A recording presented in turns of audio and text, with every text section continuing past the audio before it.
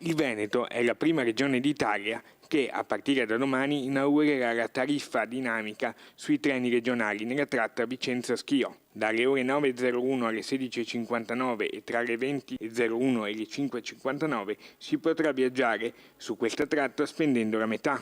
Hanno dunque buoni motivi per essere soddisfatti l'assessore regionale alle infrastrutture Elisa De Berti e Maria Giacona, direttrice della divisione regionale di Trenitalia. Si tratta sostanzialmente di una tariffa economica nelle fasce di morbida, questo per stimolare la domanda e quindi l'uso maggiore del treno.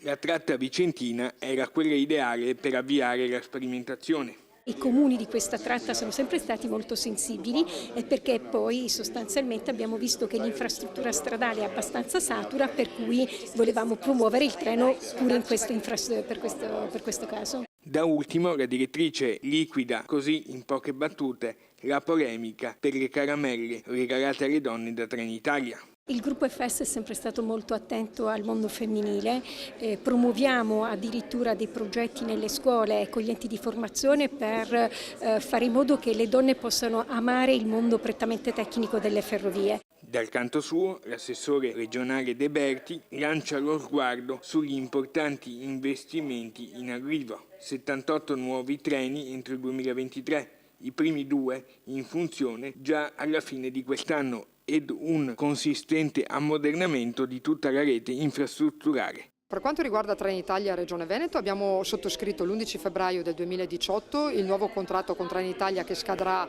nel 2032, che prevede sostanzialmente il rinnovo completo del materiale rotabile della Regione. Dal 2020 al 2023 arriveranno 78 treni nuovi, ci sarà una rivoluzione anche per quanto riguarda il comfort del viaggio dei pendolari all'interno della Regione Veneto. Invece sul fronte infrastruttura con RFI abbiamo chiesto non solo l'elettrificazione dell'anello basso del Bellunese, ma anche l'elettrificazione della Vicenza Schio e l'elettrificazione di un pezzo della Rovigo Verona da Cerea ad Isola della Scale.